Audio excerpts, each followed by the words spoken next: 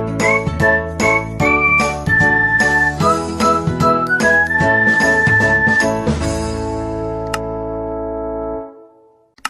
भारत दोस्तों, welcome to our channel genius of commerce. Guys, class 12 के accounting में जो हमने प्रैक्टिकल क्वेश्चन की सीरीज स्टार्ट की थी, जिसमें हम अब तक क्वेश्चन नंबर 4 तक कर चुके हैं। आज हम बात करेंगे कॉन्सेप्ट नंबर 4 की, कॉन्सेप्ट नंबर 3 की बात, क्योंकि क्वेश्चन नंबर 5 से लेकर जो आपके क्वेश्चंस स्टार्ट हो रहे हैं उनमें थोड़ी सी दिक्कत है। उसके लिए मुझे कॉन्सेप्ट नंबर 4 का सहारा लेना पड़ेगा। कॉन्सेप्ट नंबर 4 करने के बाद बहुत सारे क्वेश्चंस बहुत थॉरोली कर जाएंगे। जैसा कि आपको हमेशा पता है, मैं फेयर्स के साथ साथ एक रफ पेज लेता हूं ताकि बातों को इजीली अंडरस्टैंड करा सकूं। गाइस, पॉइंट नंबर 1 देखना, इसका मैंने नाम रखा है कॉन्सेप्ट का मिसलेनियस प्रॉब्लम या मिसलेनियस एडजस्टमेंट बोल सकते हैं आप। प्रॉब्लम बोलने में दिक्कत हो आपको तो, क्योंकि आप चीज़ों को प्रॉब्लम की तरह ना मानते हो, तो मिसलेनियस एडजस्टमेंट बोल सकते हैं। मतलब इन चीज़ों का अपने डिसोल्यूशन ऑफ पार्टनरशिप फॉर्म वाले चैप्टर में क्या ट्रीटमेंट होगा, किस तरीके से हम अकाउंटिंग एंट्रीज पास करेंगे या किस अकाउंट में कितना अमाउंट आएगा, वो हम इस पर्टिकुलर वीडियो में जानेंगे। If any balance of partners loan is given in liabilities side of balance sheet. मतलब जैसा कि आपको पता है, बैलेंस शीट की 2 साइड होती हैं, एक लायबिलिटीज और एक एसेट्स। अगर कोई लायबिलिटीज साइड पार्टनर लोन का बैलेंस दिया है, पार्टनर हो सकता है एक्स लोन, एज लोन, ठीक है, जो भी पार्टनर है फर्म का, उसका अगर लोन का अमाउंट का कोई बैलेंस दिया हुआ है, any balance of partners loan is given in liabilities set. Guys, special बात क्या है, लायबिलिटीज सेट, क्योंकि कई बार ये एसेट्स भी देता है और बच्चे धोखा खा जाते हैं। तो लायबिलिटीज साइड वाली बात कर रहे हैं हम, सिर्फ liabilities side of balance sheet, then it will not be transfer to partners capital account. Sir, इसका मतलब क्या है? मैंने आपको बताया था डिसोल्यूशन के 3 साथी होते हैं, एक रियलाइजेशन अकाउंट, एक पार्टनर्स कैपिटल, एक कैश अकाउंट। रियलाइजेशन में मैंने बताया था सारी एसेट सारी लायबिलिटीज जाती है, पर पार्टनर से रिलेटेड या पार्टनर के प्रॉफिट से रिलेटेड कोई भी चीज़ कभी भी रियलाइजेशन में नहीं जाती, वो पार्टनर्स कैपिटल अकाउंट में जाती है। इसके अलावा बताया था जो भी बच्ची कुछ चीज़ें कैश से रिलेटेड वो कैश अकाउंट में जाती हैं। आज हम बात करेंगे कि पार्टनर का लोन पार्टनर से रिलेट तो करता है, जिस लाइक पार्टनर्स कैपिटल होती है, प्रॉफिट एंड लॉसेस होते हैं, इसी तरीके से पार्टनर का लोन भी पार्टनर का रिलेटेड होता है, बट फिर भी वो पार्टनर्स कैपिटल अकाउंट में नहीं जाएगा, पार्टनर्स लोन अकाउंट बनेगा। ये सिर्फ बात है आपको सिंपलिसिटी समझने की। कौन सा वाला लोन? वो लोन जो लायबिलिटी साइड में दिया हो। अगर एसेट्स में दिया है तो जाएगा, अगर एसेट्स में दिया है तो जाएगा। सर, ये क्या रेक्टिफिकेशन कॉन्सेप्ट हुआ कि लायबिलिटीज वाला जाएगा और एसेट्स वाला नहीं जाएगा? लायबिलिटीज वाला नहीं जाएगा और एसेट्स वाला जाएगा। लायबिलिटीज वाले का अपना अकाउंट बनेगा, that is partners loan account. Reason सुनने का इसके, ये जो लायबिलिटीज वाला ना, ये फर्म पे लोन है, फर्म पे। तो मतलब अगर हम इसको तोड़ मरोड़ की बात करें तो that is loan to the firm, that is loan to firm. ये जो लायबिलिटी साइड वाला ना, फर्म की लायबिलिटी है, that is loan to firm. Firm के ऊपर लोन चढ़ा हुआ है, मतलब पार्टनर ने फर्म को लोन दिया है, जिस पर आप @6% पर एनम की इंटरेस्ट देते थे जब कुछ कहानी लिखी नहीं होती थी। ये वो वाला लोन है, तो इसका हमेशा लोन अकाउंट बनेगा। उसका रीजन सुन लो दोस्त, उसका रीजन क्या होता है? उसका रीजन ये होता है कि ये पार्टनर का पैसा है और कैपिटल वाला भी पार्टनर का पैसा है। ये पार्टनर का पैसा है और कैपिटल वाला भी पार्टनर का पैसा है। तो जब प्रायोरिटी होगी ना पेमेंट देने की, तो पहले पेमेंट इसे दिया जाएगा। ऐसा लिखा हुआ है सेक्शंस में, लॉ में लिखा हुआ है ऐसा कि जब भी प्रायोरिटी होगी तो लोन का पहला पैसा दिया जाएगा और कैपिटल का बाद में, क्योंकि ये पैसा पार्टनर का पैसा है फर्म के अंदर, ठीक है, इसलिए इसको अलग से ट्रीट करते हैं। और यही लोन अगर एसेट साइड दिया होगा तो सीधे पार्टनर्स कैपिटल अकाउंट के डेबिट साइड जाएगा, जस्ट लाइक ड्राइंग्स जाती है। बहुत सिंपल, जस्ट लाइक ड्राइंग्स जाती है। वो मैंने पॉइंट नंबर 2 में लिख दिया। पार्टनर्स लोन अगर एसेट साइड में दिया जाएगा तो debited to partners capital account. यहाँ कोई लोन अकाउंट नहीं बनेगा। ये लोन अकाउंट बनेगा और कैसे बनेगा, सारी कहानी मैंने स्पेशल पॉइंट्स में लिख रखी है। सबसे पहले यार सिंपली समझो, अगर कोई भी आपको लायबिलिटी साइड में पार्टनर्स लोन अकाउंट दिख जाए तो भले ही वो पार्टनर से बिलोंग करता है, भले ही वो पार्टनर का बैलेंस है, बट वो फिर भी पार्टनर्स कैपिटल अकाउंट में नहीं जाएगा, वो फिर भी पार्टनर्स कैपिटल अकाउंट में नहीं जाएगा। बट अगर कोई एसेट साइड दिया है तो वो पार्टनर्स कैपिटल के डेबिट साइड जाएगा। वो पार्टनर्स कैपिटल के डेबिट साइड जाएगा, मतलब इधर वाला इधर चला जा, इधर वाला इधर नहीं जा पाएगा, बट इधर वाला इधर जा सकता है, इधर वाला इधर जा सकता है। बहुत सिंपल सी बात है। अगर लायबिलिटीज साइड कोई दिया हुआ है पार्टनर्स लोन अकाउंट, तो उसका अलग से लोन अकाउंट बनेगा, और अगर एसेट साइड दिया है तो वो डेबिट होगा पार्टनर्स कैपिटल, क्योंकि इधर का माल इधर होता है और इधर का माल इधर होता है। हमने कैची कॉन्सेप्ट, सीजर कॉन्सेप्ट सीख रखा है। बहुत सिंपल सी बात बताना, मैंने दो बातें बताई हैं आपको, दोनों का एक कंक्लूजन है कि अगर लाइबिलिटीज साइड दिया पार्टनर लोन अकाउंट तो लोन अकाउंट बनेगा, लाइबिलिटीज साइड दिया तो लोन अकाउंट बनेगा। यहाँ बात लिखी हुई है, if any balance of partner loan is given in liabilities side of balance sheet then it will not be transfer to partners capital account, वो सीधा पार्टनर लोन अकाउंट बनेगा। पर अगर partner loan account asset side में है तो वो debit हो जाएगा पार्टनर्स कैपिटल अकाउंट में। पॉइंट नंबर 3 की बात करते हैं, वो भी कुछ इससे मिलता जुलता है। If any payment is made more oblique less amount, इसका मतलब कैसा समझ में नहीं आया। If any payment is more oblique less amount then the partners loan account, मान के चलो आपका पार्टनर लोन है कुछ 5,000 रुपये और आप अगर 5100 दे रहे हैं उसकी जगह 4900 दे रहे हैं, तो मतलब बुक वैल्यू तो आपकी ये हो गई, ट्रांसफर तो इसी से होगा सर। ट्रांसफर कहाँ होगा, ये तो पार्टनर लोन अकाउंट में जाएगा, ये रियलाइजेशन और बैलेंस पार्टनर्स कैपिटल अकाउंट में थोड़ी ना जाएगा। क्योंकि अगर कोई भी लोन लाइबिलिटी साइड दिया है पार्टनर्स का तो उसका अलग से अकाउंट बनेगा दोस्त, अलग से अकाउंट बनेगा, उसका अलग से अकाउंट बनेगा पार्टनर लोन अकाउंट। ठीक है, इतनी सी बात कर रहे हैं। उसके अलावा अगर उसका अमाउंट आप ज़्यादा दे रहे हो या कम दे रहे हो, दोनों बातें, if any payment is made more oblique less amount then the partners loan given in liability side of balance sheet, इस वाले लोन की बात कर रहे हैं, इसकी मैं कोई बात नहीं कर रहा हूँ, इस वाले की बात कर रहा हूँ मैं, इसकी मैं कुछ बात ही नहीं कर रहा हूँ दोस्त, इसका कुछ नहीं होगा, सिंपली ड्राइंग से कैपिटल में से माइनस हो गई है। ठीक है, मैं इस वाले लोन की बात कर रहा हूँ, अगर इसमें हम पेमेंट ज़्यादा करेंगे या पेमेंट कम करेंगे, एग्जाम्पल भी लिख दिया मैंने, कौन सा वाला लोन, लाइबिलिटी साइड वाला। पार्टनर लोन है 5,000 रुपये, पार्टनर लोन है 5,000 रुपये और हम पेमेंट कर रहे हैं 5100, तो ये 100 जो होगा ना, जो 100 होगा ये रियलाइजेशन में डेबिट होगा। सर ये क्यों, ये क्या मतलब है?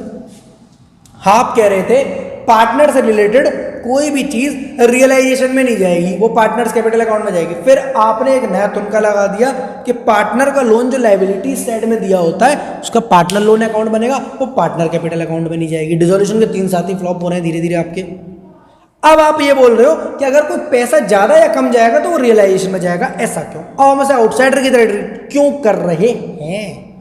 क्यों कहीं ना कहीं बेटा उसका लोन या तो प्योरली ना इनसाइडर है ना प्योरली आउटसाइडर है, ना तो वो क्रेडिटर की तरह ट्रीट हो रहा है ना वो कैपिटल अकाउंट की तरह ट्रीट हो रहा है। तो उसको जो हम लोन का पेमेंट कर रहे हैं उसको जो एक्स्ट्रा पैसा जा रहा है वो हमारा लॉस हो रहा है, और जो लॉस होगा वो डेबिट होगा रियलाइजेशन अकाउंट में पार्टनर लोन के नाम से, रियलाइजेशन अकाउंट में पार्टनर लोन के अमाउंट नाम से। अगर हम कम कर रहे हैं तो क्रेडिट होगा क्योंकि प्रॉफिट हो रहा है। बहुत सिंपल कॉन्सेप्ट है, ज्यादा पैसा दे रहे हैं तो लॉस होगा डेबिट होगा, कम पैसे दे रहे हैं तो प्रॉफिट होगा क्रेडिट होगा। ज्यादा पैसे दे रहे हैं तो लॉस होगा डेबिट होगा, कम पैसे दे रहे हैं तो प्रॉफिट होगा क्रेडिट होगा। कब? जब वो लायबिलिटी साइड वाला पार्टनर लोन में हम पेमेंट कर रहे हैं, वो पेमेंट अगर ज्यादा का है डेबिट कर दो डिफरेंस अमाउंट, कम का है तो क्रेडिट कर दो difference amount.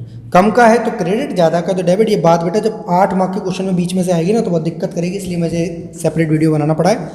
Any payment of interest on loan, अगर कोई भी पेमेंट कर रहे हो आप इंटरेस्ट ऑन पार्टनर्स लोन का तो अगेन आपका लॉस हो रहा है, पेमेंट देना पड़ रहा है, ज़्यादा पैसे जा रहे हैं तो डेबिट करोगे। बस इससे ज़्यादा कोई कॉन्सेप्ट नहीं है। पार्टनर लोन से रिलेटेड 3 बातें बताई मैंने। लायबिलिटीज साइड वाले का क्या होगा? नो एंट्री, कहाँ पर? पार्टनर्स कैपिटल अकाउंट में। सीधे कहाँ ट्रांसफर होगा बेटा? पार्टनर लोन अकाउंट में, वहीं इसका ट्रीटमेंट होगा।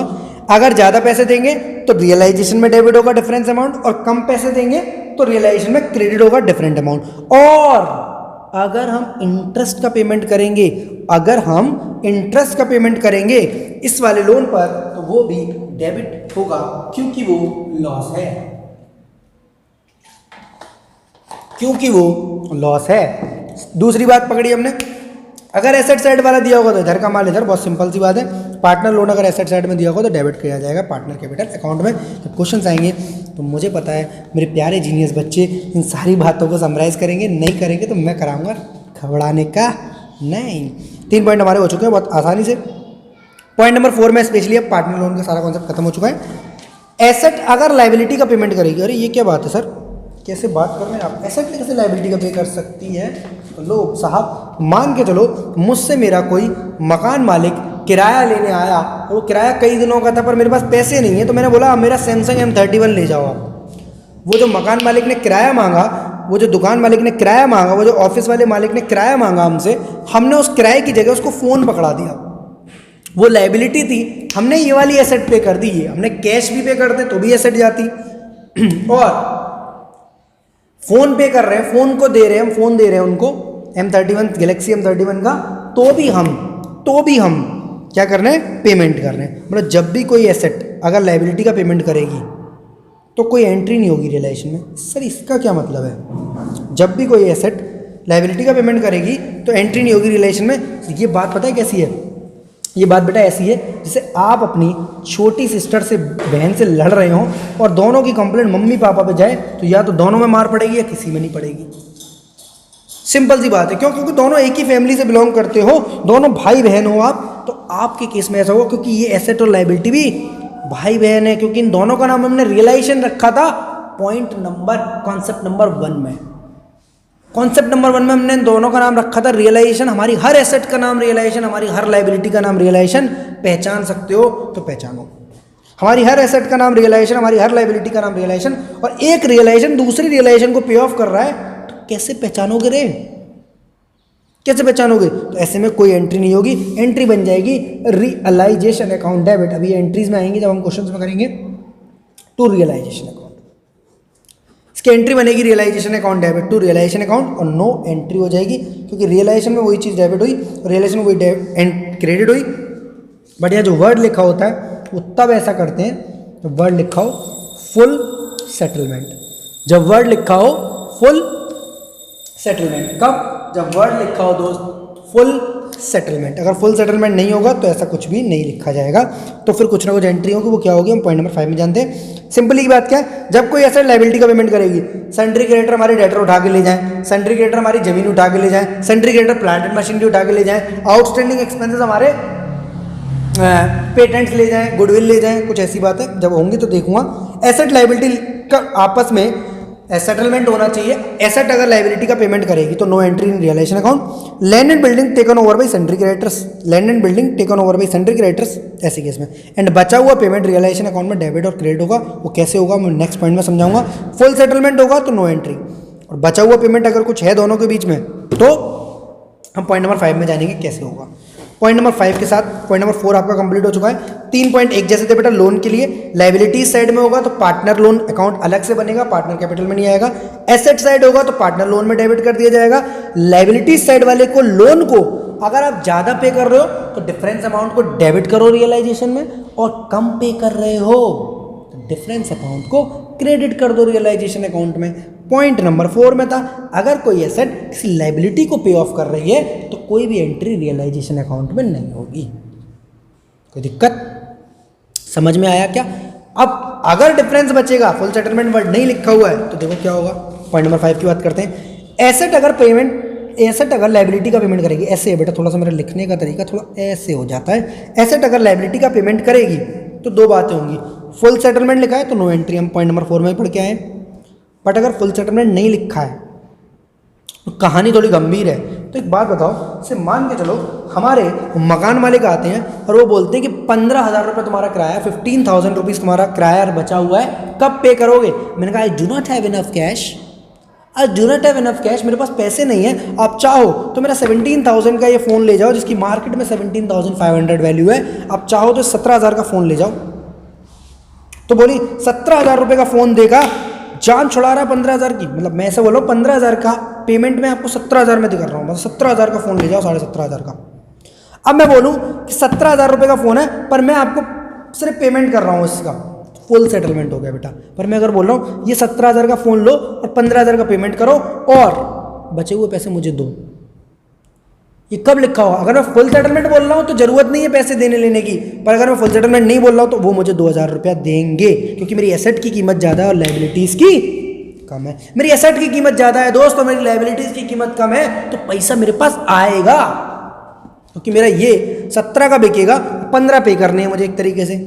बस मैं क्या करके रहा हूँ, बेच के कैश नहीं ला रहा हूँ, कैश नहीं दे रहा हूँ, मैं यही चीज़ उन्हें दे रहा हूँ कि ये पकड़ो मेरी एसेट 17,000 की है।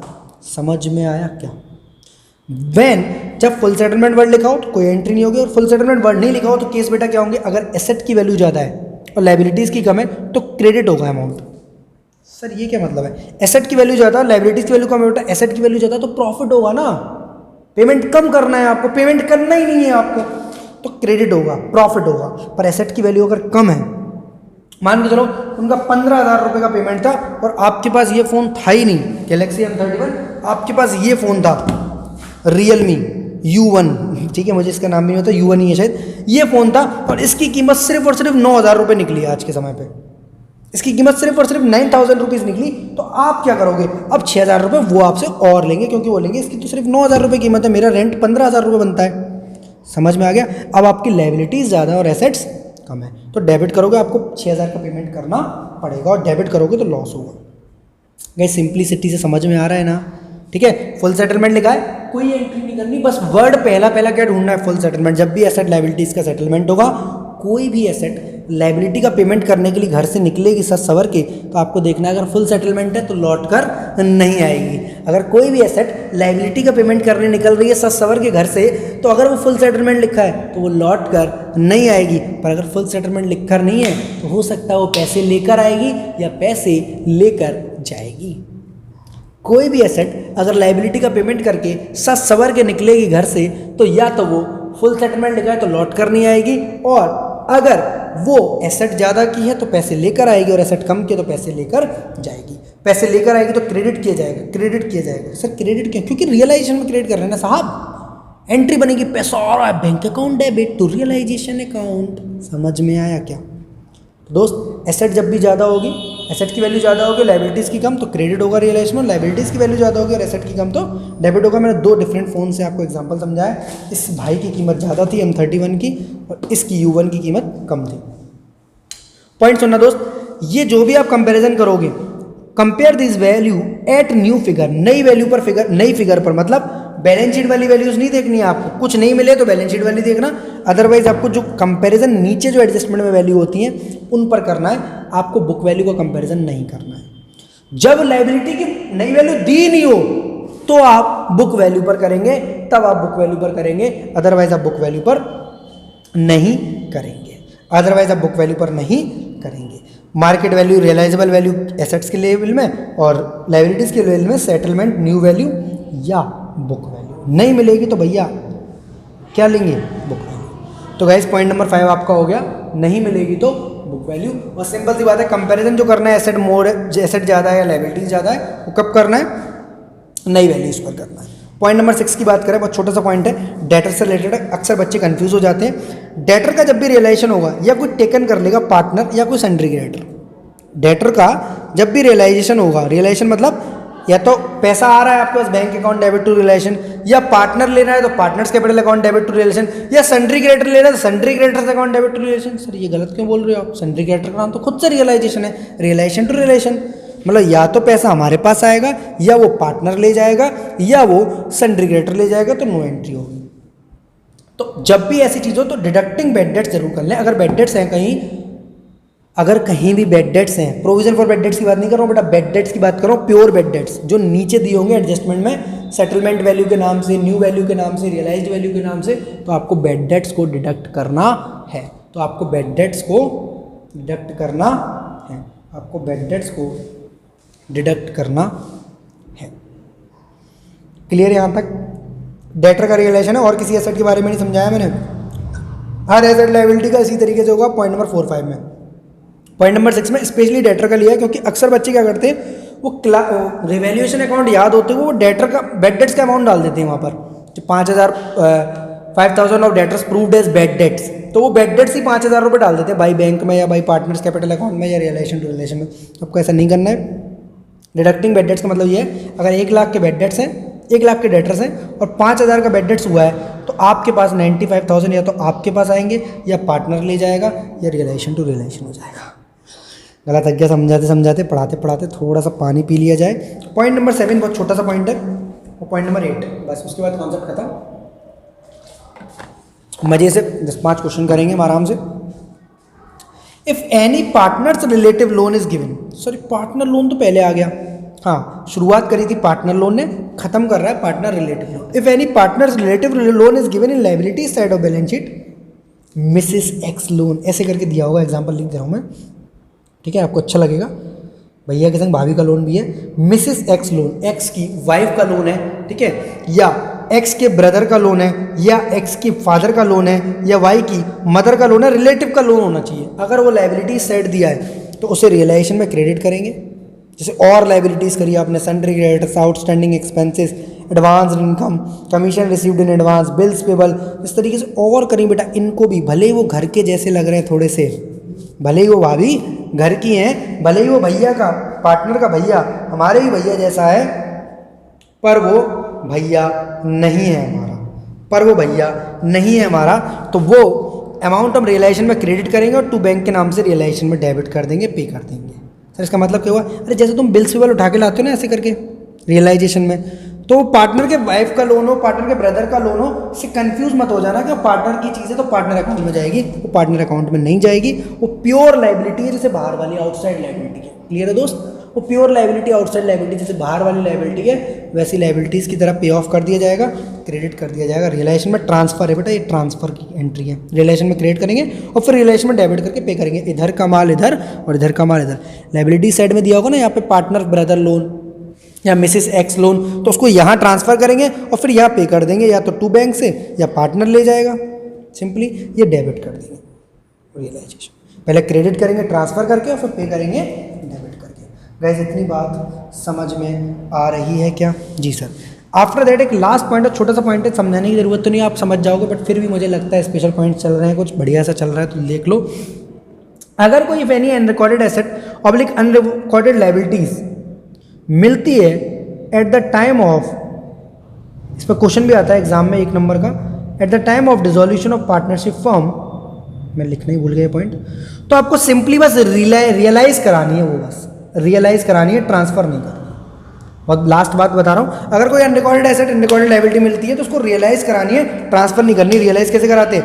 एसेट है तो bank account debit to realisation, और लायबिलिटी है तो रियलाइजेशन टू बैंक। एसेट है तो इधर क्रेडिट साइड होगी बाई बैंक, और लायबिलिटी है तो इधर डेबिट साइड होगी टू बैंक या to partners capital account, by bank या बाई पार्टनर्स कैपिटल अकाउंट। जैसे आपके कॉन्सेप्ट नंबर 1 में या कॉन्सेप्ट नंबर 3 में पे हुआ था ना, प्रोसेस ऑफ डिसोल्यूशन में, ऐसे करके ट्रांसफर करते थे आप, फिर ऐसे करके इधर वाली एसेट को इधर कैची कॉन्सेप्ट के हिसाब से रियलाइज कराते थे और इधर वाली लायबिलिटीज को उधर सेटल कराते थे। यहाँ पर बेटा ट्रांसफर का कोई कॉन्सेप्ट ही नहीं है, क्योंकि वो अनरिकॉर्डेड है तो उसे रिकॉर्ड करने की जरूरत नहीं है, उसको सिंपली आप उठाओगे और पे ऑफ कर दोगे। मैं आपको एग्जांपल कैसे समझा सकता हूँ।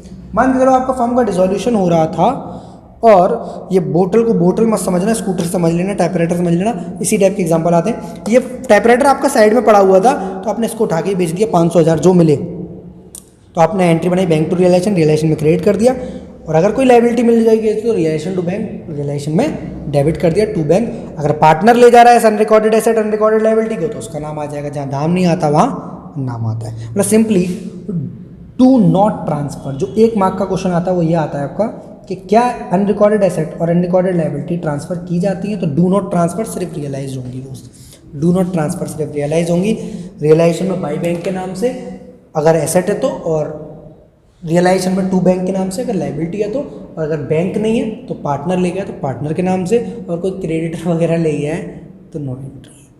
बहुत थकान होगी इस वाले पर्टिकुलर कॉन्सेप्ट पर बहुत मज़ा आएगा मुझे पता है जब मैं इसके क्वेश्चंस कराऊंगा। वीडियो यार थोड़ी सी भी अच्छी लगी तो लाइक जरूर कर देना, बहुत टाइम बाद वीडियो आ रही है आज। क्लियर दोस्त? इसी के साथ जय हिंद, जय Bharat, love you to all of you, be happy always. पूरी वीडियो में क्या क्या अच्छा लगा, क्या क्या नहीं अच्छा लगा, ये और बताएंगे तो आगे वाली वीडियो के लिए इंप्रूव होगा। 1-2 बच्चों ने बोला सर आप थोड़ा सा मस्ती मजाक ज़्यादा करते हैं, वो इरिटेट करता है, तो वो और प्लीज़ बता दिया करो। तो गाइस जय हिंद, जय Bharat, love you to all of you, be happy all.